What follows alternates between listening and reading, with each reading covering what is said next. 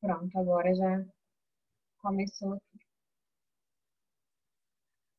Vamos lá, então a gente vai dar início à nossa aula de saúde da mulher, né, dar continuidade à aula de saúde da mulher e da criança. Hoje nós falaremos um pouco sobre as afecções ginecológicas.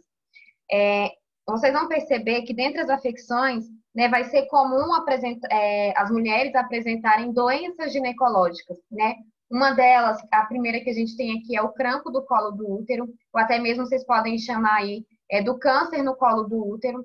Então, geralmente vai acontecer por conta do HPV, né, do papilomavírus. Vocês sabem que hoje, para esse tipo de prevenção, a gente já tem a vacinação das crianças contra o HPV. Esse câncer, ele vai surgir ele vai manifestar aí através de verrugas na mucosa, tá? Pode ser na mucosa da vagina, do ânus, da laringe, até mesmo do esôfago, tá?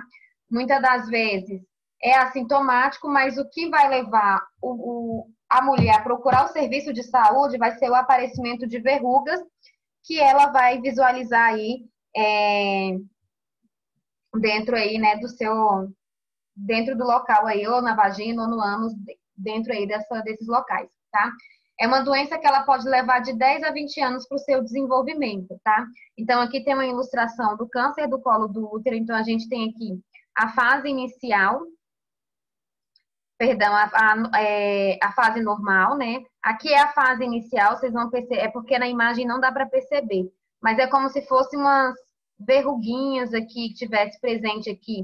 Vocês vão ver que essa fase final e o estágio aqui, essa aqui é a fase final 1B e essa aqui 11B, vocês vão perceber que tem muito mais é, a presença aqui do câncer espalhado, tá?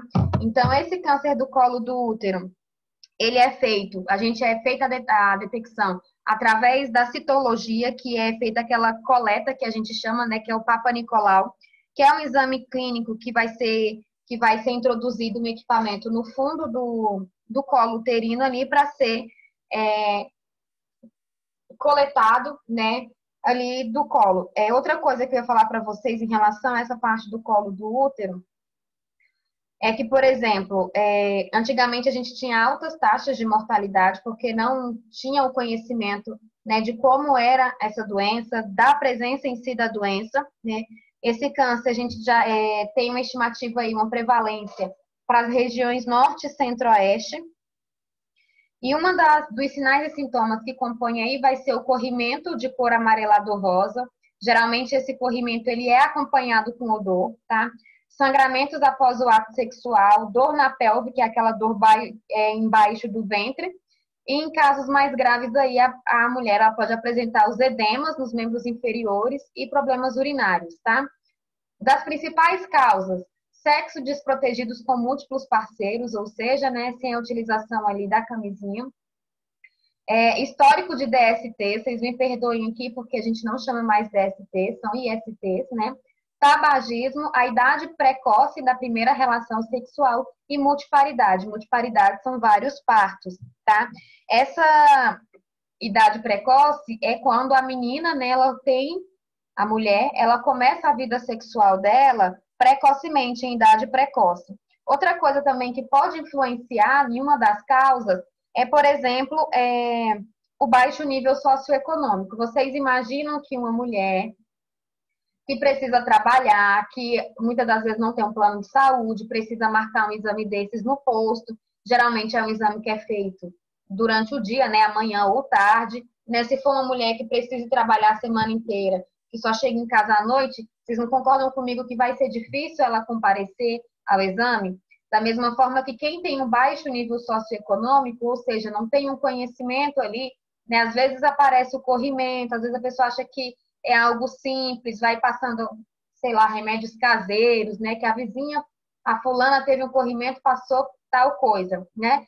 Então, geralmente, o baixo nível socioeconômico está relacionado com os sinais e sintomas, porque vai levar a mulher a ir atrás do serviço de saúde mais tardiamente. Muitas das vezes, quando elas vão avaliar isso aí, às vezes está no estágio avançado.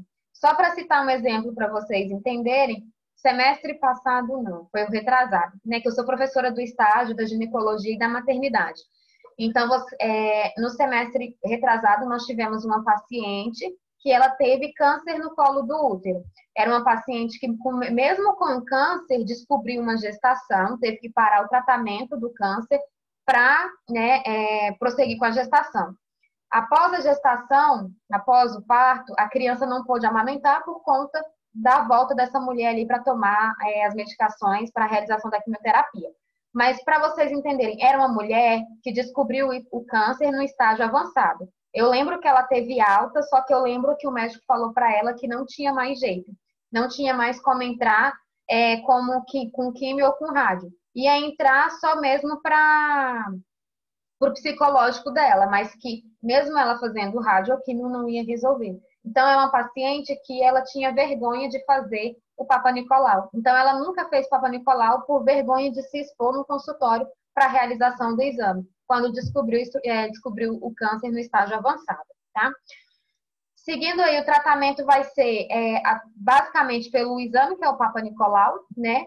E para biópsia para confirmar aí o diagnóstico.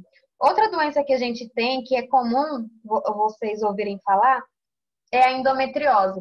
Então, o que vai acontecer? Né? O endométrio, ele vai ser uma parte que vai revestir ali dentro do útero. Lembra que naquela aula de anatomia eu falo para vocês que no útero a gente tem o endométrio, o perimétrio e o miométrio, né? E o endométrio vai ser uma das camadas aí dentro desse útero. Geralmente, a endometriose ela vai estar relacionada com o acúmulo de sangue, né? Que é como se fica sangue preso ali no endométrio. Lembra que o endométrio ele descama para que aconteça a menstruação?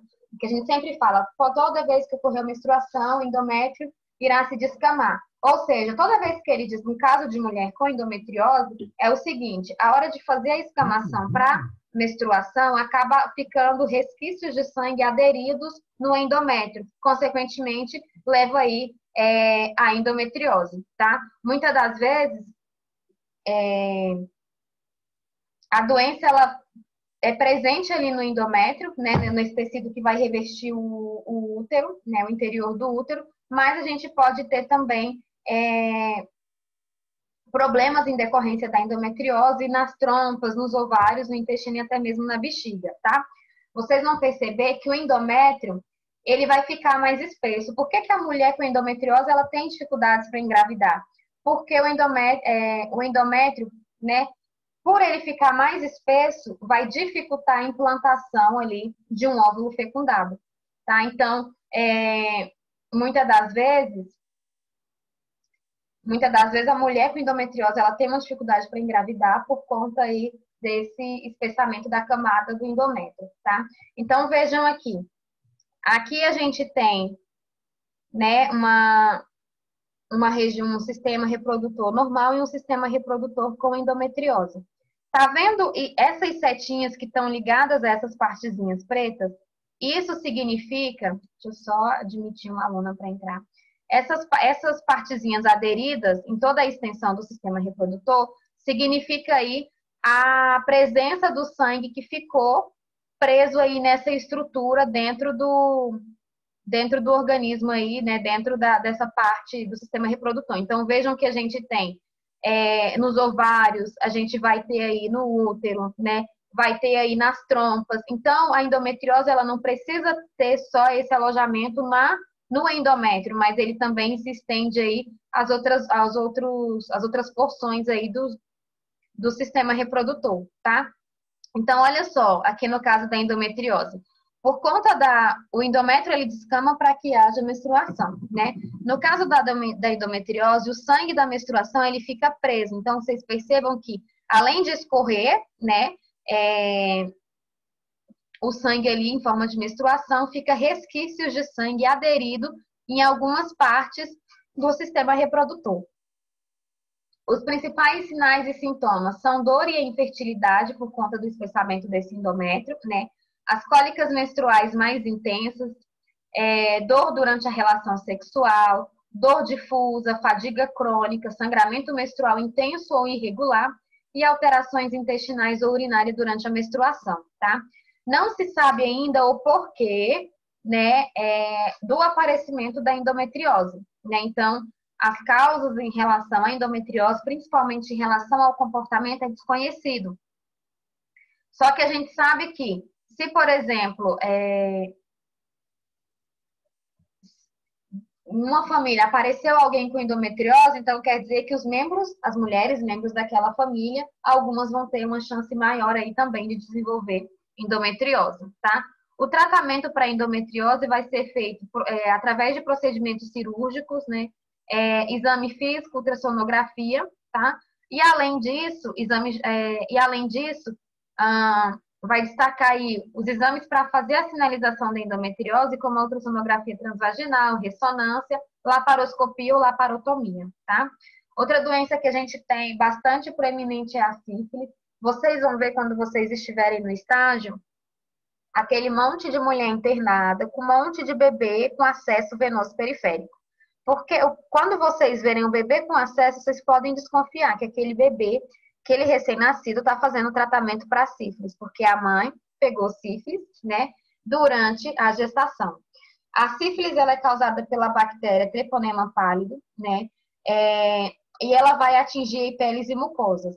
A transmissão por contato sexual. E no caso, né, da mãe para o bebê, a gente vai ter a contaminação feto-placentária. Por isso que tem lá, durante o pré-natal, tem os testes rápidos para sífilis e HIV. Justamente para verificar se aquela mulher ela tem ou não sífilis, tá? E até mesmo para tratar precocemente. Então, aqui eu coloquei a imagem, né, do aparecimento da sífilis, tanto em homem quanto mulher. Então, vejam que aparece, como a mucosa ela é bem rosadinha, vocês vão ver que é uma bactéria que aparece, né? Vocês vão ver que a coloração dela é bem diferente. Então, dá para detectar aí a presença de sífilis. A gente tem o estágio primário dela, que é quando tem o aparecimento de uma única ferida, né? Mas também pode haver várias feridas. O tempo de contração, por exemplo, o tempo de infecção vai durar aí cerca de 10 a 90 dias, tá? Só que a média que a gente tem é de 21 dias para o aparecimento dos sinais e sintomas. Só mostrar para vocês em relação aqui à sífilis primária, então a parte inicial. Então percebam aqui o aparecimento de feridas, né? Eu falei da bactéria, mas é porque a bactéria ela vai causar as feridas tanto no pênis quanto na vagina. O estágio secundário, no caso da sífilis, vão ser por erupções na pele e por lesões na mucosa, tá? Então, geralmente essas erupções, elas não vão causar nenhuma coceira, né? Dependendo aí do tratamento, ela pode ser, né? Pode sumir aí dentro de algumas semanas. Os sinais que vão surgir além aqui, né, das erupções na pele, o indivíduo ele pode ter febre, dor na garganta, dor de cabeça, perda de peso, dores musculares e fadiga.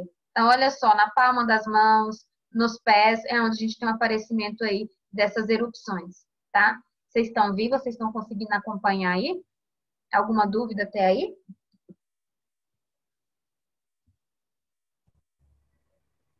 Tá tranquilo? Sim. Tá, ok. Tá, vou continuar.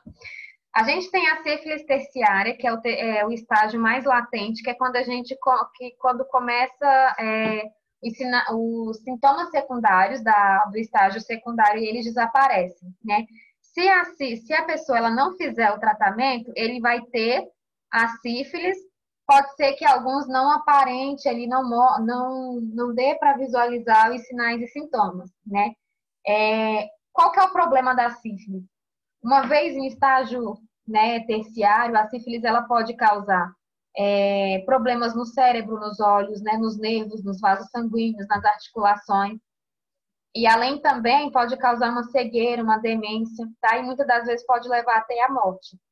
Então, aqui são alguns dos exemplos de sífilis. Então, por exemplo, aqui no estágio terciário já apareceu no rosto, né? Aqui na boca, então é um estágio mais avançado, mais avançado. A sífilis, tem tratamento, né? Principalmente, ela é facilmente curável nos primeiros estágios. A cura vai simplesmente ser através de bezetacil, tá? doses aí de bezetacil. São duas doses perdão, duas doses não, são 3 doses de bezetacil que a pessoa com sífilis faz. E o bebezinho, né, recém-nascido aí, provindo de uma mãe com sífilis positiva, ele faz tratamento com antibiótico, tá? Não adianta eu tratar o bebê e tratar a mãe e não tratar o parceiro dela, porque se o parceiro não tiver tratado, toda vez que a mulher tiver relação, ela vai contrair a sífilis. A gente... Professora, Oi. então pode, tipo, surgir feridas em qualquer parte do corpo.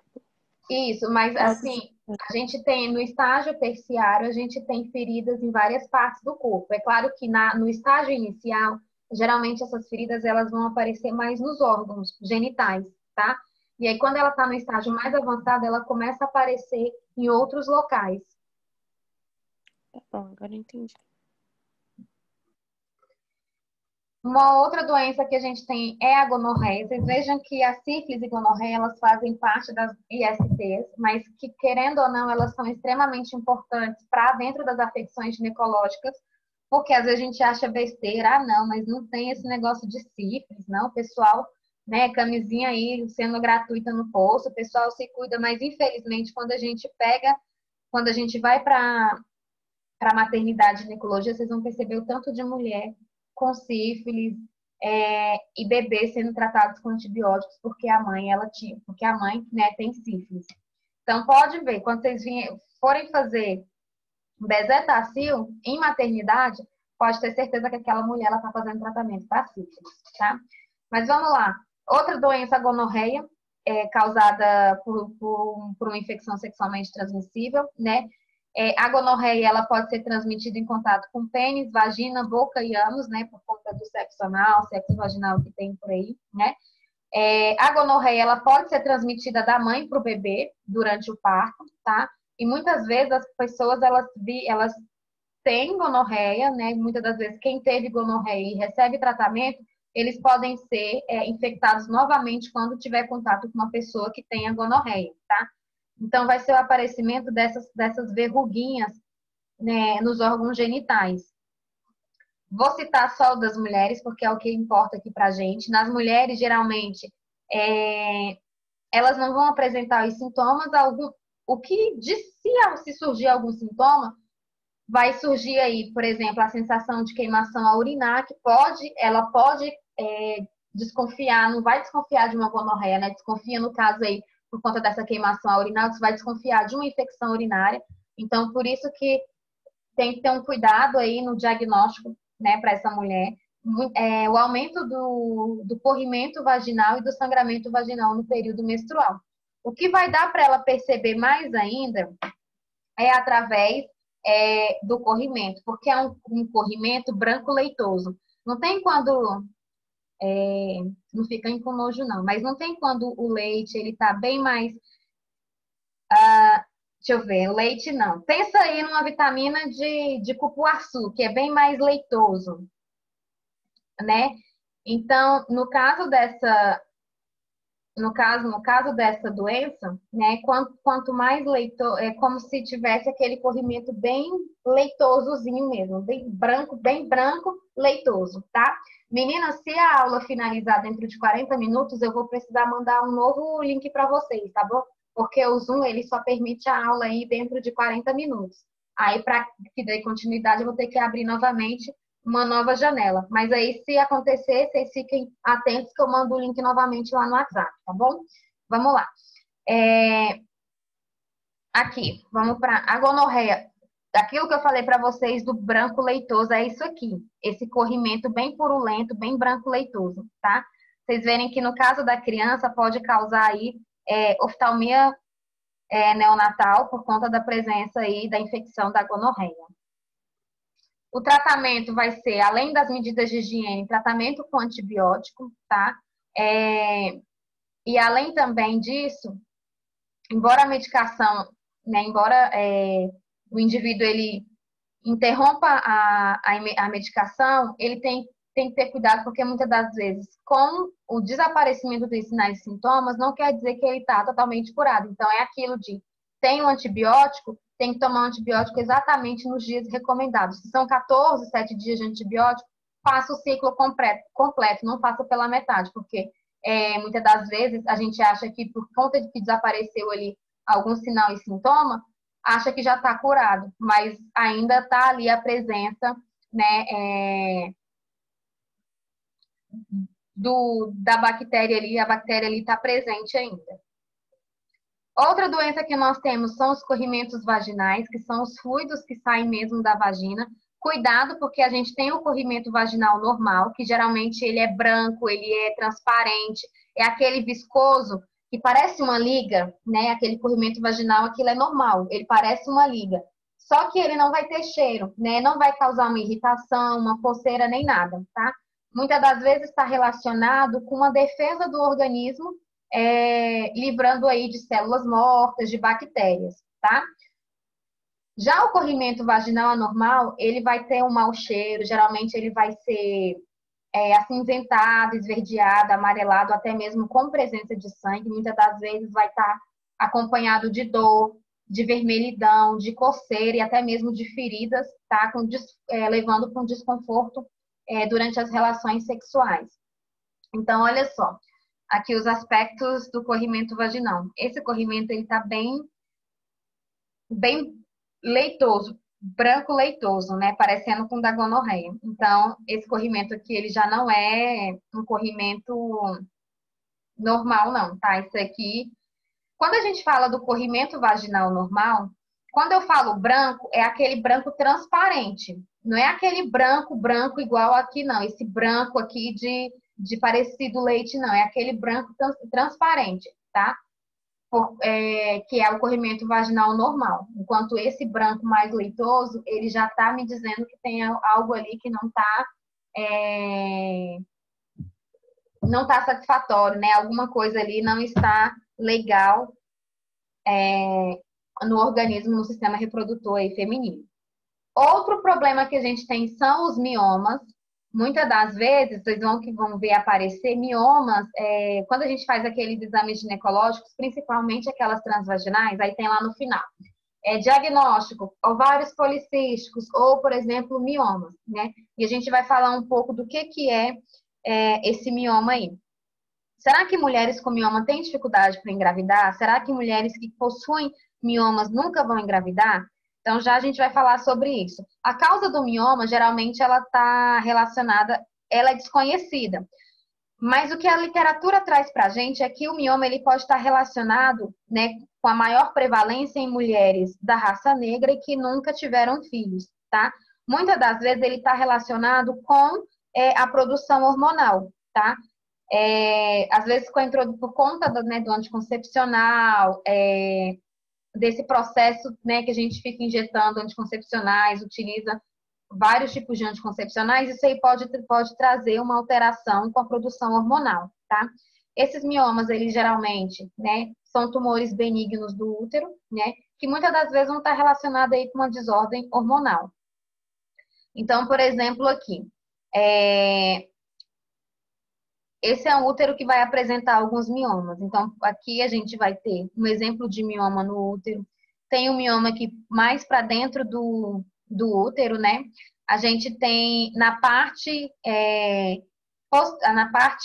de fora, né? A parte posterior, pode haver também a presença desses miomas. Professora, será que toda vez que uma mulher tiver mioma, ela vai precisar tomar algum remédio? Ela vai precisar de algum procedimento cirúrgico? Tem miomas que vão precisar somente através de tratamento com medicação, a mulher consegue eliminar os miomas. Outras precisam fazer aí procedimento cirúrgico. Uma vez, foi ano passado, no Outubro Rosa. Foi depois do Outubro Rosa. Eu recebi na ginecologia uma paciente que ela tinha mioma.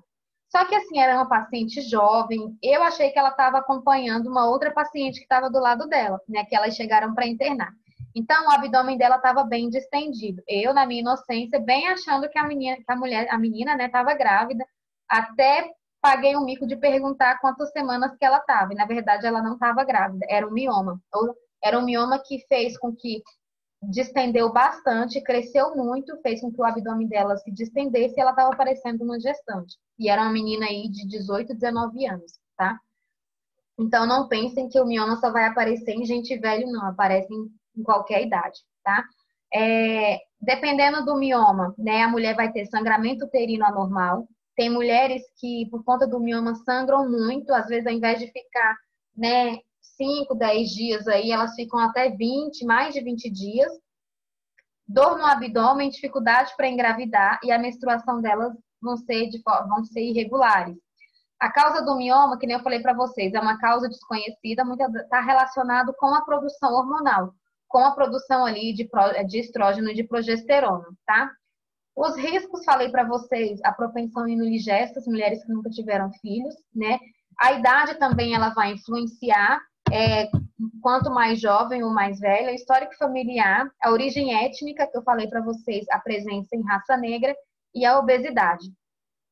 Vocês vão ver que vai ter para o tratamento, vão ter drogas que vão conseguir impedir o crescimento, né, ou reduzir o tamanho, muitas das vezes com a medicação para esse mioma ele ser eliminado, né, ou até mesmo dependendo do tamanho do mioma vai ser necessário um procedimento cirúrgico. Seguindo, vocês estão conseguindo acompanhar? Alguma dúvida até aí? Eu vi que teve umas colegas que entraram depois. Vocês têm alguma dúvida? Querem perguntar? Não. Tá, então vamos seguindo. Outra doença que a gente tem vai ser aí a doença nos ovários, né? Câncer no ovário, tá? Esse câncer no ovário muitas das vezes está relacionado com células anormais que elas podem se invadir e espalhar outras partes do corpo, que é quando a gente já tem aí as metástases, né? Os locais mais comuns para o câncer no ovário vai se espalhar pelo abdômen, pelo intestino, bexiga, né, os gânglios linfáticos, os pulmões e o fígado, tá? Muitas das vezes esses tumores, eles vão começar aí surgindo no tecido fora aí, que recobre, né, a parte de fora dos ovários, tá? E a gente tem também os tumores do estroma, que eles vão começar aí dentro do tecido ovariano mesmo, ali dentro do ovário, na parte interna do ovário, tá? Aqui, exemplo de câncer. Percebam que essa aqui é a minha porçãozinha dos ovários. Então, do mesmo jeito que está aqui, deveria estar do lado de cá, tá? Quando eu tenho a presença do câncer, olha só, é como se tivesse um emaranhado de tecido epitelial, como se tivesse muito mais tecido no local do ovário. Então, consequentemente, vai fazer com que cresça isso aqui e essas células é como se elas sofressem uma mutação, essas células epiteliais. Aqui é a remoção de para vocês né, olharem mais de perto como que fica aí essa parte do ovário. Vai dar ali uma dor abdominal, né, justamente por conta do crescimento desse câncer.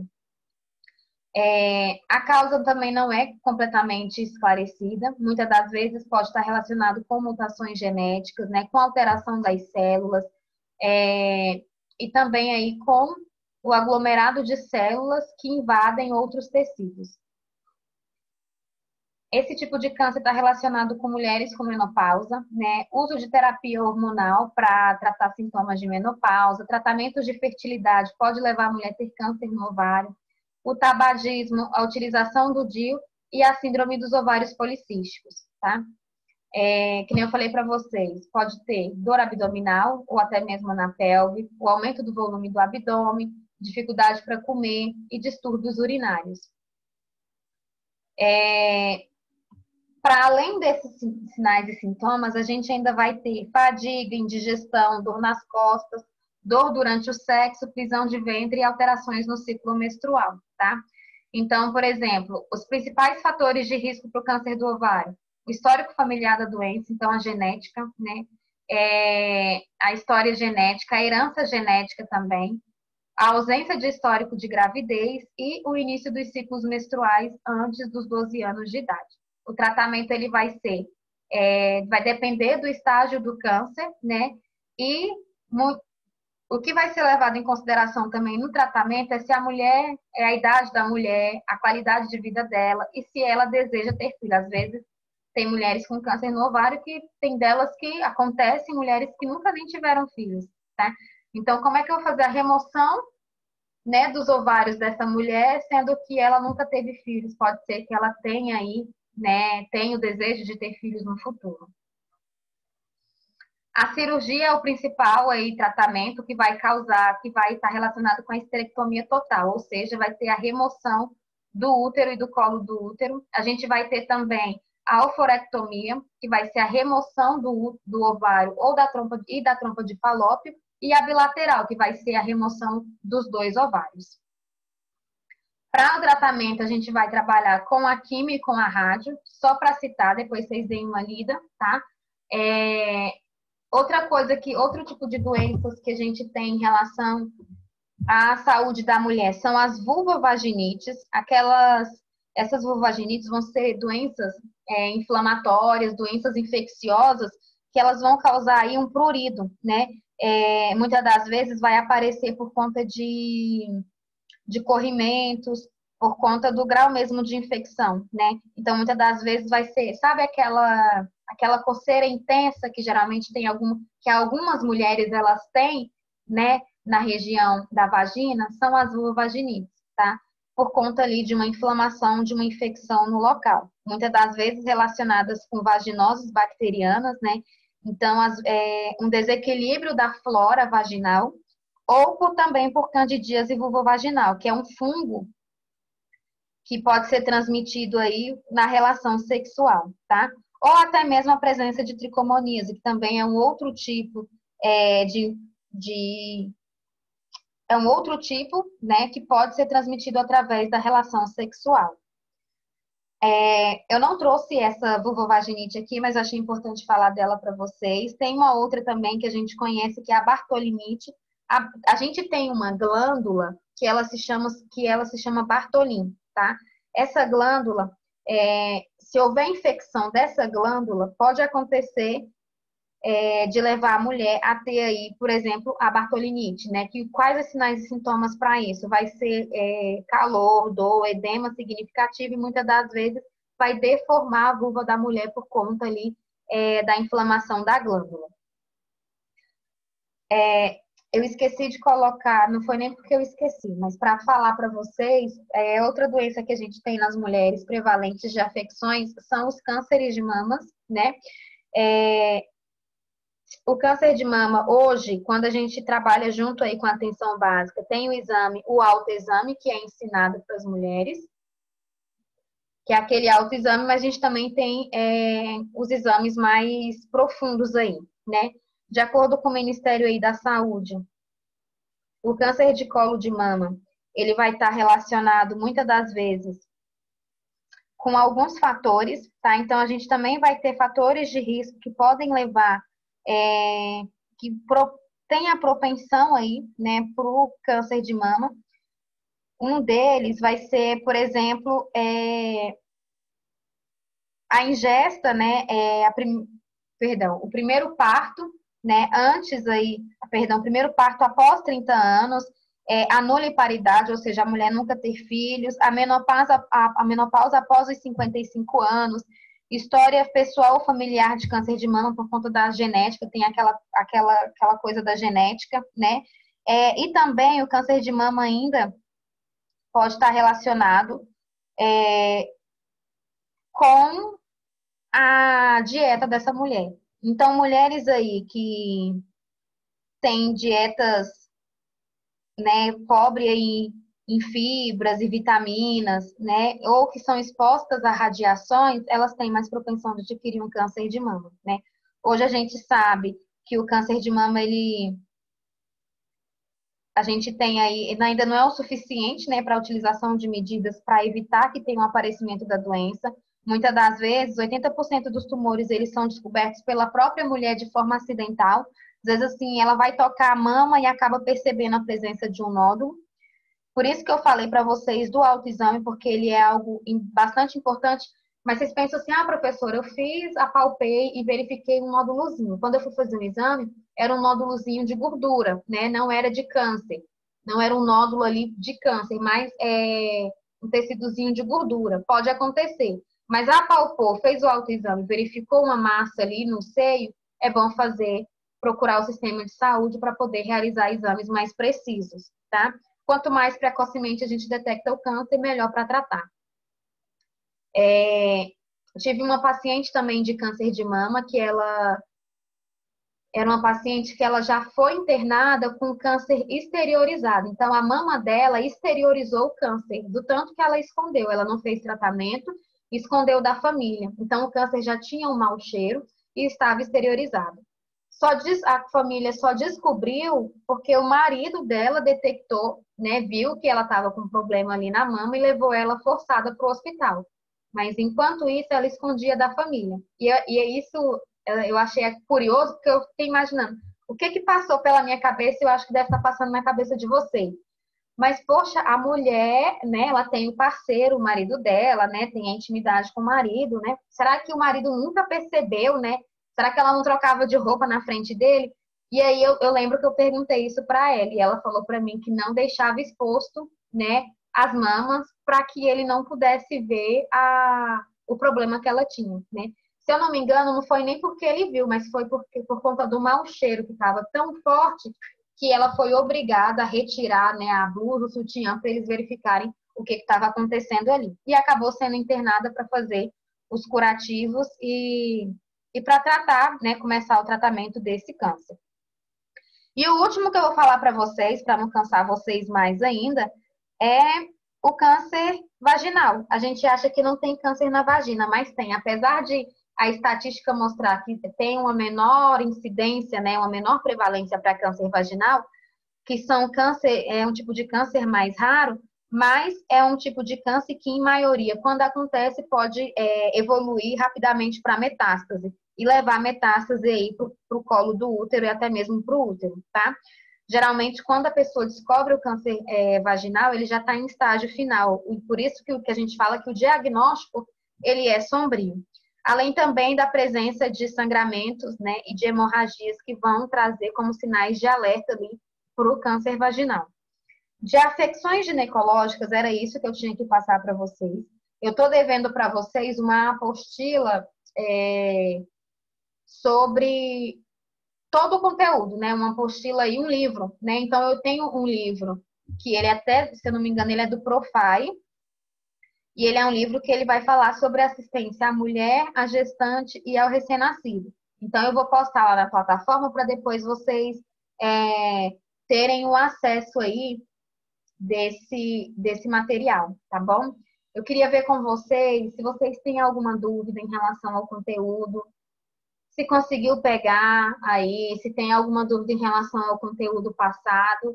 Eu marquei as aulas, né, pelo menos uma vez na semana, uma aula assim, pelo programa, para que a gente possa estar mais próximo e também para a gente tirar as dúvidas em relação às videoaulas que vão sendo mandadas, tá? Alguma dúvida?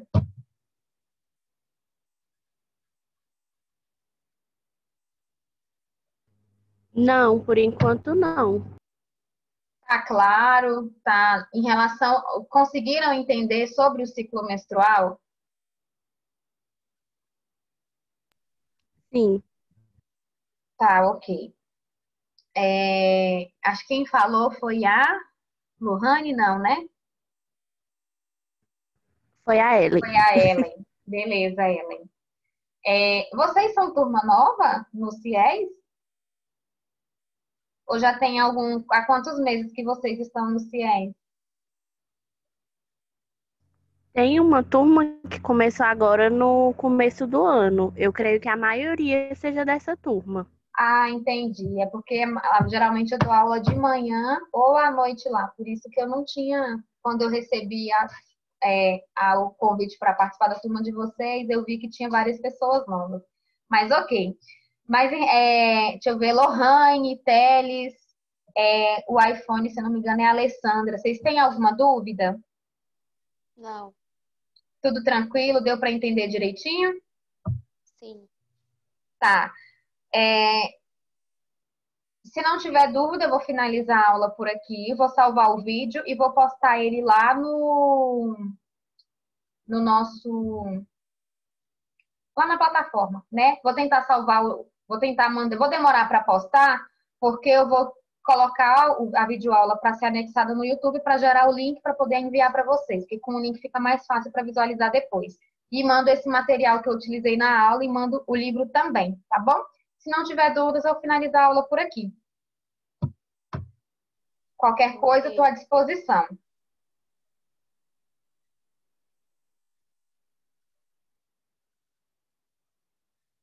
Tchau, professor. Tchau. Ninguém dá tchau pro professor. Tchau, professora. Tchau. Eu escutei ela falando que ninguém dá tchau para professora.